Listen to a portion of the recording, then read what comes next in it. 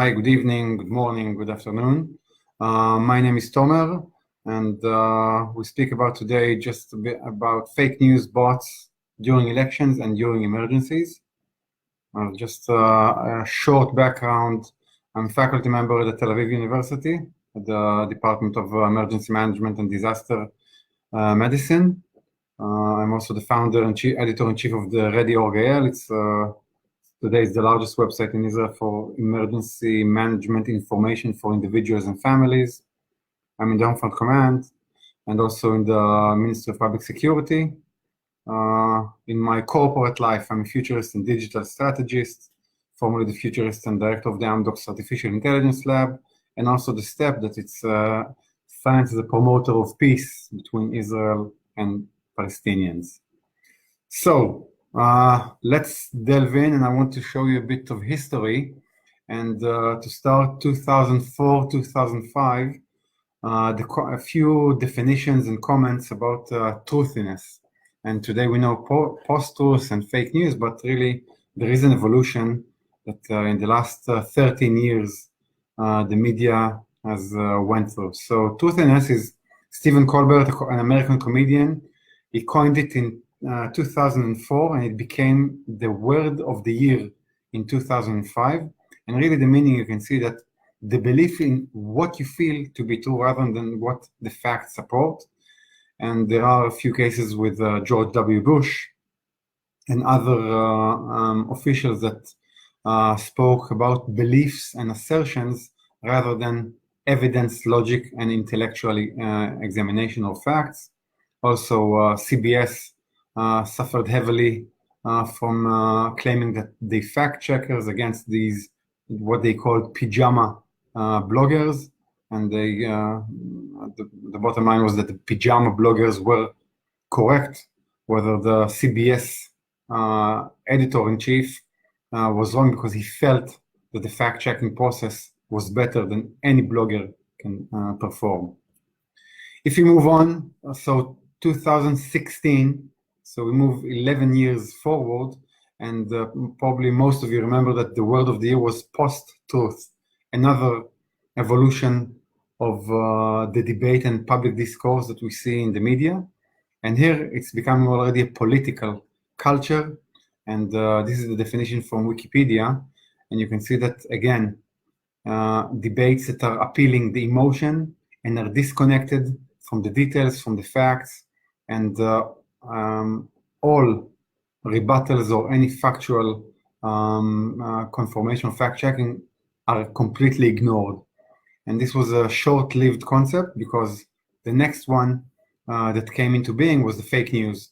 And fake news, it came to prominence in the 2016 US election with Donald Trump. And this is a type. There are around 6 different definitions for fake news. And this is the problem when you don't have a clearly defined and agreed upon definition. So you know that the debate is much more complex. Today, it's mainly political. And you can see that it's around news and propaganda. And it consists of the deliberate disinformation or hoaxes spread via the traditional print or social media. And then these news are reverberated as misinformation, and I'll define soon what misinformation is on social media and find its way to mainstream media, and probably all of you are aware of it, and I'll show you a few examples really soon. Another thing that happened in 2018 was the alternative facts. Again, this is the changes in discourse and the problem of how to know the truth, what is truth. Everything is liquid and fluid, and alternative facts was the spokesman of the White House who coined it, that I use my facts. And it's again, a fact is something that is actually exists, and alternative fact is a choice or given opinion. So it's about alternative facts and the opposite of reality, which means delusions, okay? And these are the last definitions before we dive in. And these are a rumor, misinformation, and disinformation. And the most important thing to know about a rumor is it's a piece of information that when you read it, you cannot confirm or verify whether it's correct or false. You cannot know the credibility of it, and this is why it's called a rumor. As long as you cannot verify its authenticity, whether again truth or a lie, it's called a rumor. Misinformation is information that someone may publish, but he thought it's true or correct, and it turned out to be wrong.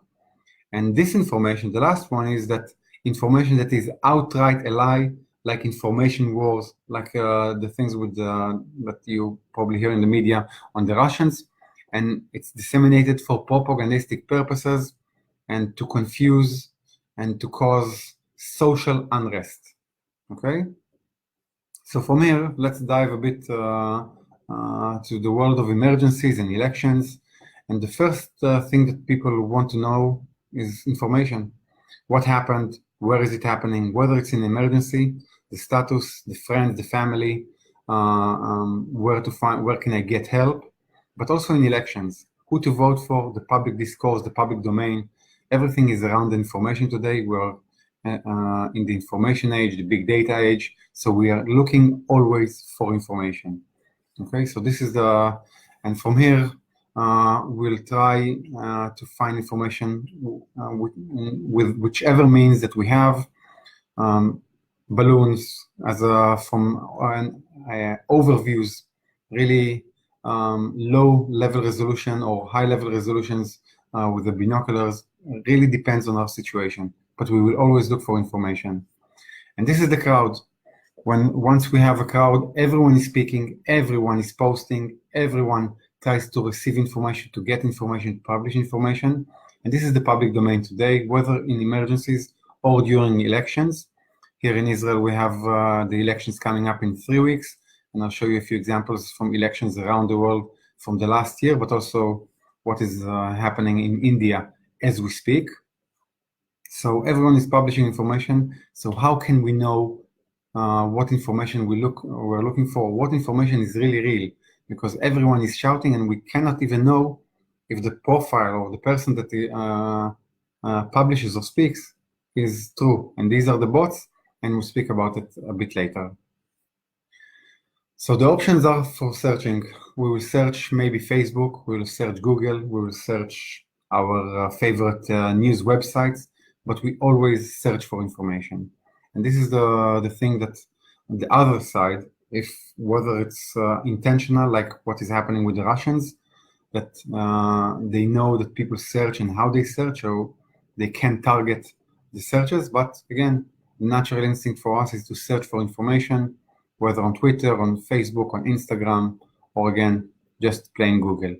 And this is the main issue here, that how can we know that in the information that we read is truth? And it's called in philosophy, this domain is called epistemology. It means that how can I really know that what I read is truth? So there is a mechanism around it, and I really recommend that, because it's a short webinar, we won't be able to deep dive into the epistemology, but I really encourage you as professionals to really understand the meaning, the concepts, and the way people believe in information that they read and find. And again, today, you know that primarily we use social networks. In Israel, around the world, it's shown that 94% of people will use the first source of information as social media. Again, whichever the network, whether Twitter or Facebook. In Israel, it's more Facebook. Around the world, for example, in North America, Twitter is also highly used. But again, this is the first source of information. Of course, this is where our network is, our friends, our family. And if something may or may not happen, we will probably find it or hear about it on social media first, of course, before any other news outlet or journalist will ever publish it. Okay, and if we look at the statistics that the Canadian Red Cross released a few months ago, is how do we look and how do we communicate in emergencies? So you can see that Facebook is, again, today on the Facebook platform, 2.5 billion people, and it includes, of course, Instagram and WhatsApp. But again, this is a huge platform. Again, already they are the largest country, to say, or the largest transnational government, if you say. You can see radio is only 8%, Snapchat, LinkedIn, and Twitter. But you can see that social media is the main source of information. And this is why it's so susceptible and so vulnerable to manipulation. And you can see, you probably follow the news, what Facebook is doing, the hearings in Congress, and the criminal investigations that are undergoing now because of the manipulations. The Cambridge Analytica investigation or case from last year. And so when we are on social media, the information that we receive, we cannot control it, because we don't know how the algorithm of Facebook really works and how it is manipulated or even sponsored by the ads, whether political, state-sponsored, or even corporate sponsored. But these are all the manipulations that are open to us, and of course, fake accounts or avatars, as they called.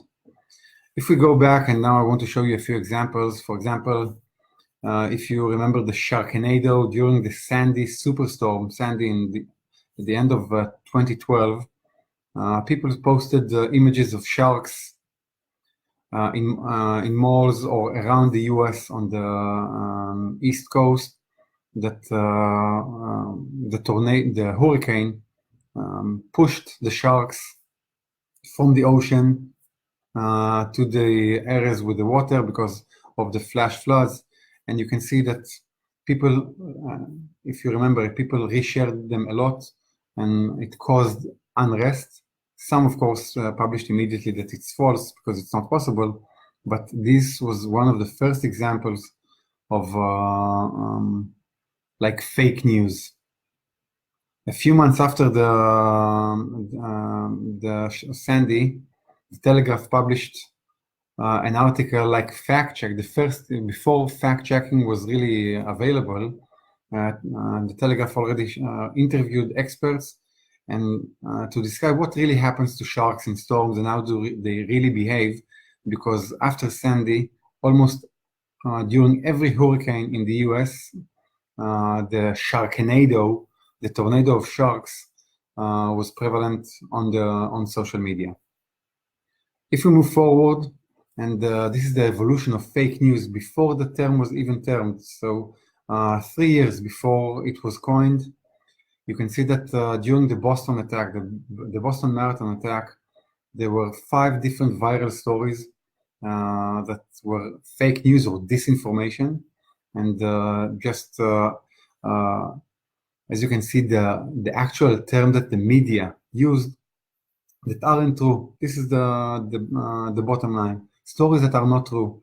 Today we know it's fake news or post-truth, but some of them, if you know that there was a very famous image of the guy leaning over a girl, and they told the story that he was about to propose to her at the finish line, and also that the Boston PD asked to shut down all the cellular towers to prevent other explosions or other activations of bombs, and everything was fake news. Excuse me. And also conspiracy theories, but conspiracy theory is a different level. We move on, and you can see in India last year, almost 6 or 7 months ago, fake news on WhatsApp.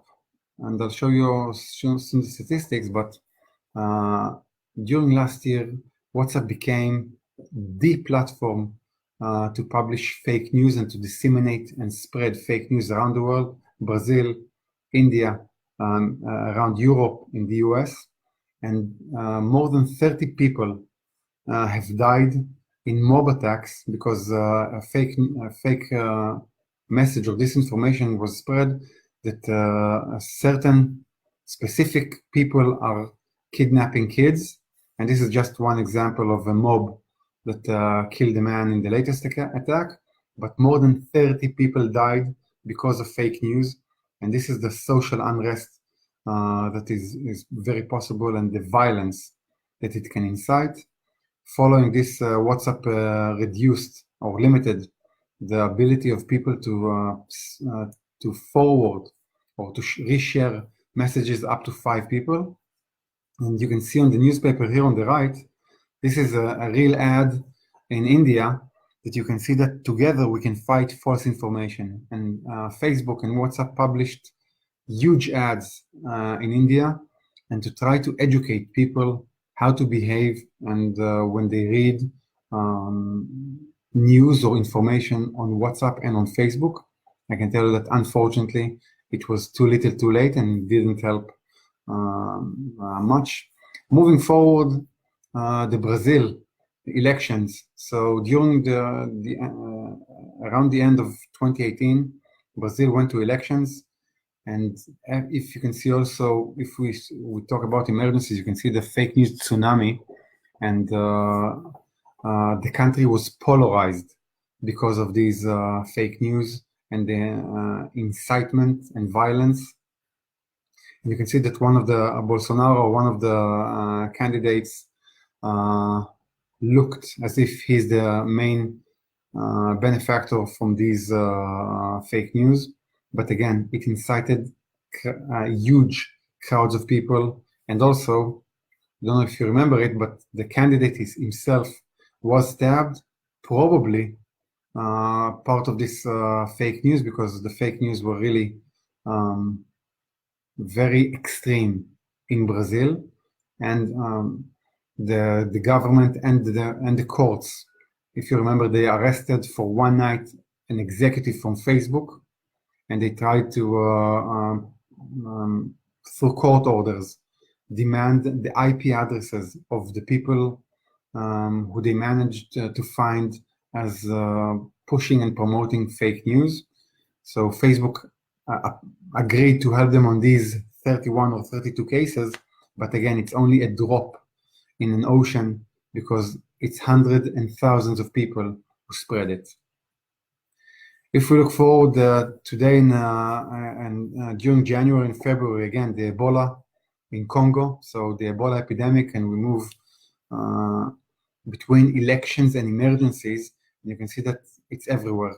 Fake news makes the response very hard, because the fake news, whether on the 4 or 5 years ago, on the previous outbreak of Ebola in Africa, there was fear because all the bodies of the victims were carried out in black and opaque plastic bags, and the families were not allowed to bury them. And a lot of disinformation started to circulate that the bodies are being kidnapped and they are not really buried. So this time, the World Health Organization tried also to use transparent plastic bags to show that they are really buried, and also they understood that to fight these kidnapped, they can keep the body safe within the plastic bag, but still allow the family to have the burial ceremony, the traditional burial ceremony, and then help them. But you can see that the UNICEF executive in Congo, I usually tell my team that we fight 2 outbreaks, Ebola and fear. And this is the fear that the fake news and disinformation is causing a lot of social unrest, and it hinders the cooperation of the population with the emergency responders there. And it's all about information. Even the UNICEF understands today that everything is around information. And you can see here that there are a lot of disinformation about how people can cure themselves or get infected by Ebola or from other people. But again, this is really, as we speak, happening. And just a few days ago, Ethiopian Airlines, the 737 MAX with the crash, again, fake news all around. People are promoting disinformation and fake images of real crashes, but again, they are attributing it to this. You can see that they're even using here on the right Ethiopian Airlines, but it's cargo, and people are not aware and are really aware of all the details in the in the images. And also, I received the so-called video from inside the plane, the last seconds of the crash. Again, fake, but this is the thing that we need to understand, that fake news is really everywhere today, in every type of incident, emergency, elections, or real disasters. FEMA started using a few years ago fact-checking. You can see on the right, Hurricane Florence, really recently, the rumor control, and rumor can be, again, unverified information. So they started to dispel rumors, or at least try to verify them. And they have two websites, the factcheckers.org, the factcheck.org, and their own website. And again, they try to release as fast as possible information. The only problem here is that people need to be aware of these websites and go actively and find it. It's not like everything is pushed. So, and this is why you can see that the usage of the analytics and the number of people who really come and follow up on the information is very low. And you can see that a lot of them are really journalists who use it for other things. But again, the fact-checking issue started around 2015, 2016, around the latest the previous US elections. And today, fact-checkers is almost every country has their own organization to use fact-checking, almost online on news. And really, almost whenever a politician speaks, the fact-checker organizations are being utilized in real time. You can see it in Israel, we saw it in Brazil, we saw it, of course, in the US, in Europe today, in India, and Facebook is already using fact-checkers organizations almost around the world. Wherever and whenever there are elections today, Facebook immediately connects with local fact-checker organizations to help them sift through the information, the huge amounts of posts, and help them find what is false and what may cause harm and social unrest. And this is the latest. In 2 months, India is going to the general elections, and in India, 1.4 almost billion, 1.3 billion people, and more than 700 million people are voting. And so it's the largest democracy, and you can see that it's also the largest democracy with 200 million WhatsApp users. And the number from the previous elections 4 or 5 years ago, they had 25% of the population with smartphones. Today it's over almost 45%, so it's more than double people with smartphones. And they understand that today WhatsApp is weapon, a real weapon that can cause social unrest. It's already used for religious and ethnic violence.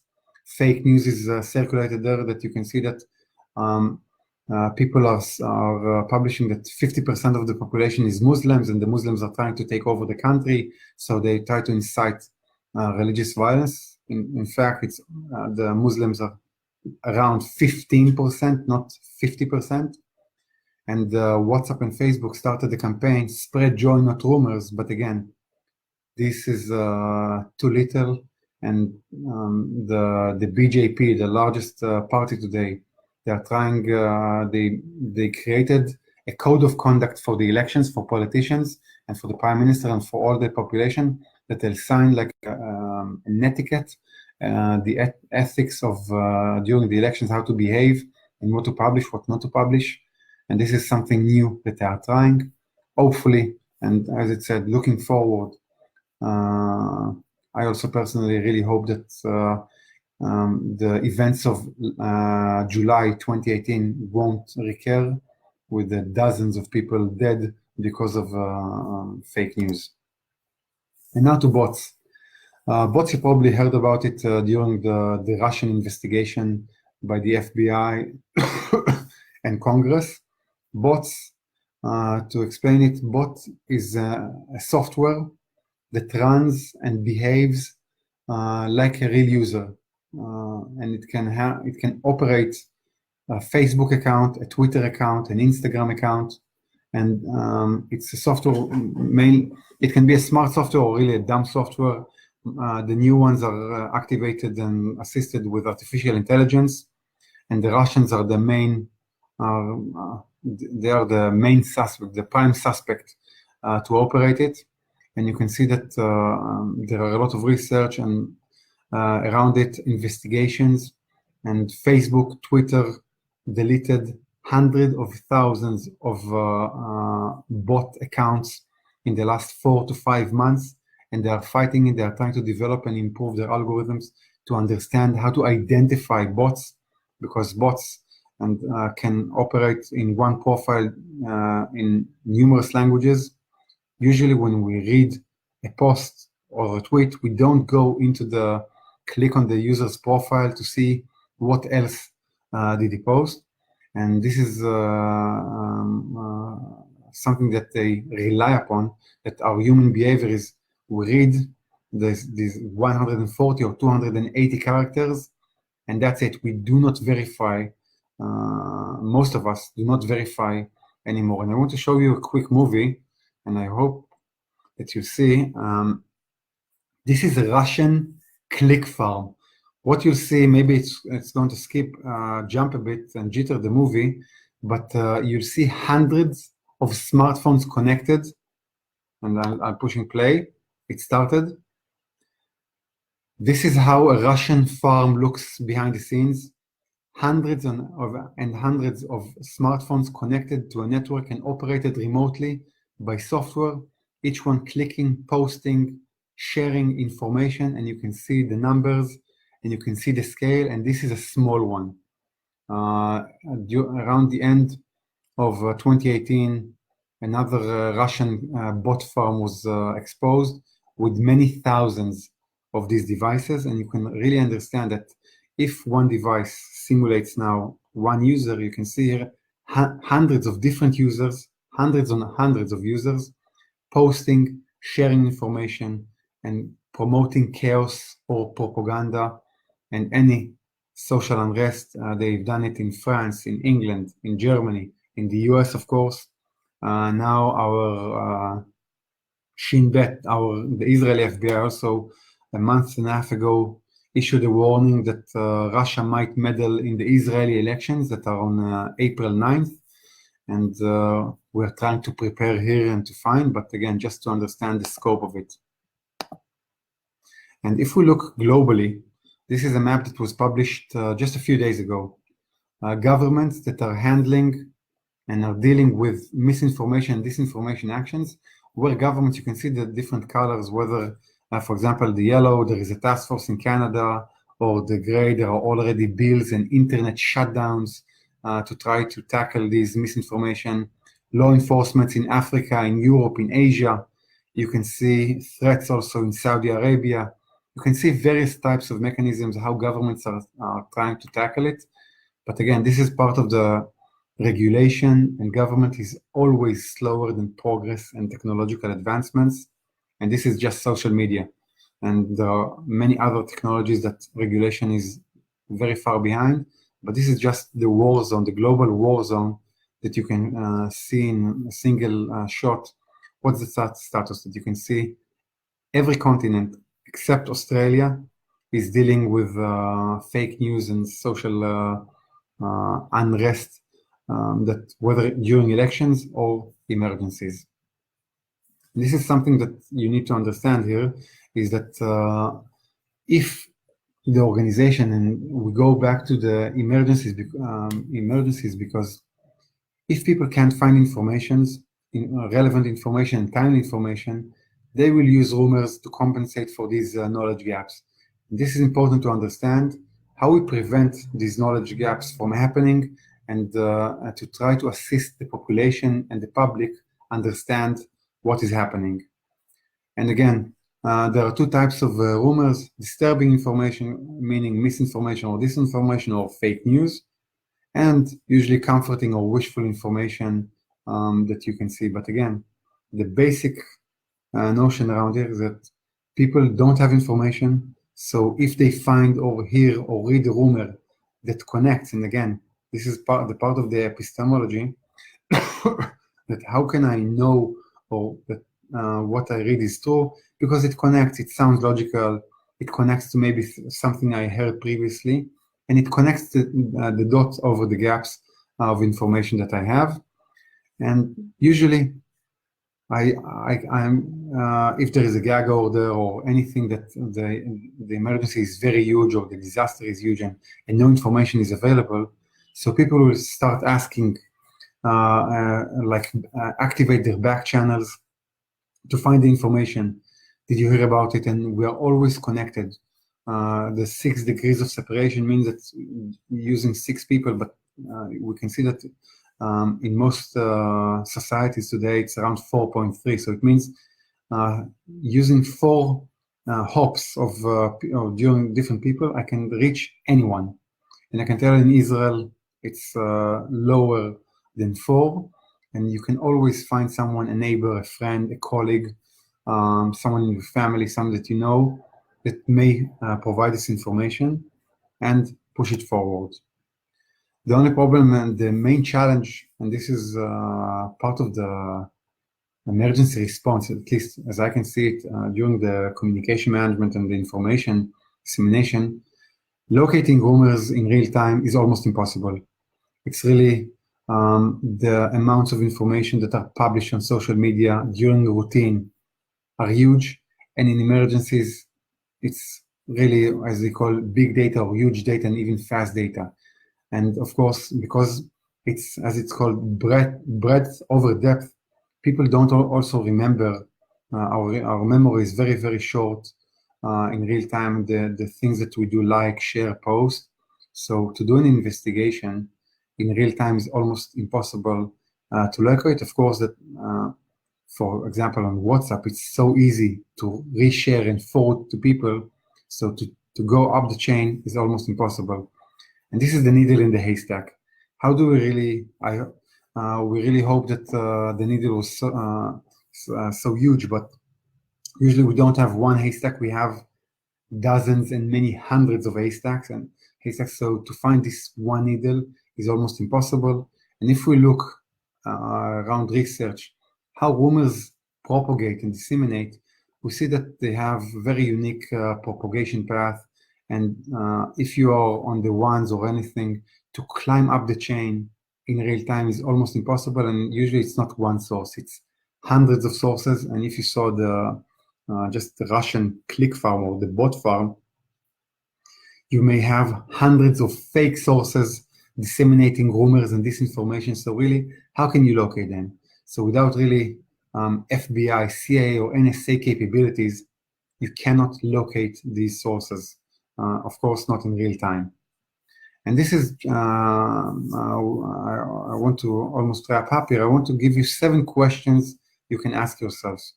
That when you find or read information during elections or during emergencies, it may help you better understand if what you read is correct truth or not.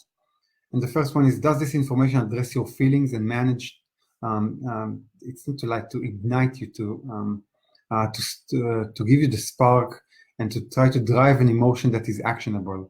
So this is one. Does the post refer to your emotions and request you to share it?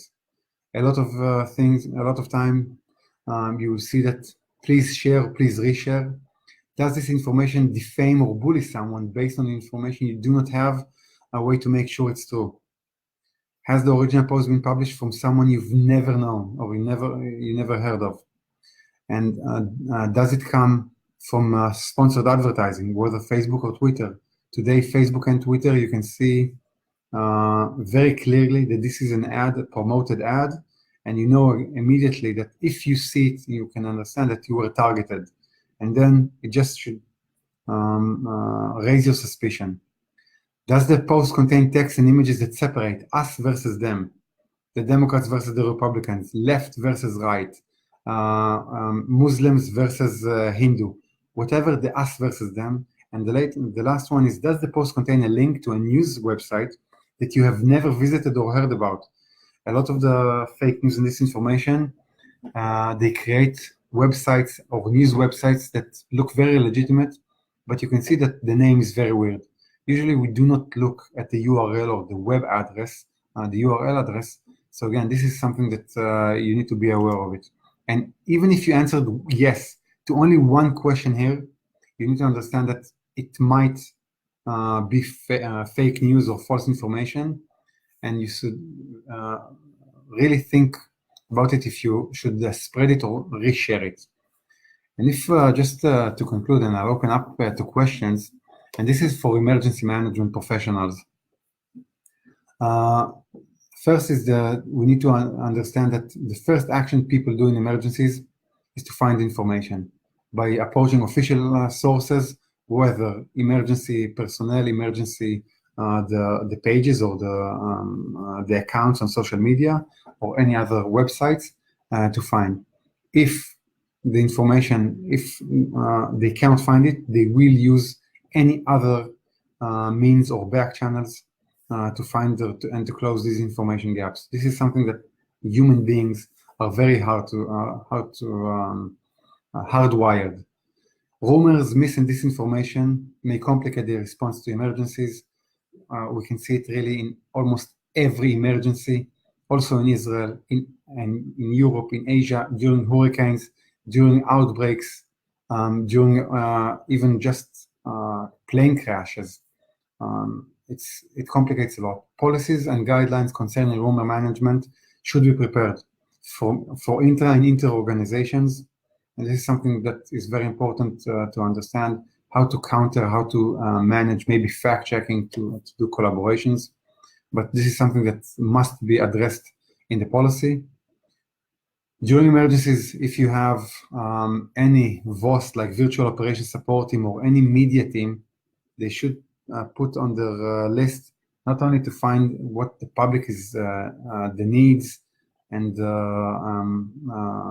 the problems, but also to actively search for rumors and disinformation. This is something that must be done today because it is there, and the public will be exposed to it, and it may hinder or complicate the response, and even start create not only an emergency or crisis communication, risk communication, but it can become also crisis communication, meaning a PR crisis. And you don't need to complicate also this one. And the last one is, remember that also the responders in the organization are people. And if they don't have information, they will also try to find ways to close these information gaps. So the active information dissemination should be also to the public, but also to your organization and all the employees and the first responders, emergency responders, humanitarian people, and the sorts. All of us, again, are people, and we need information. And here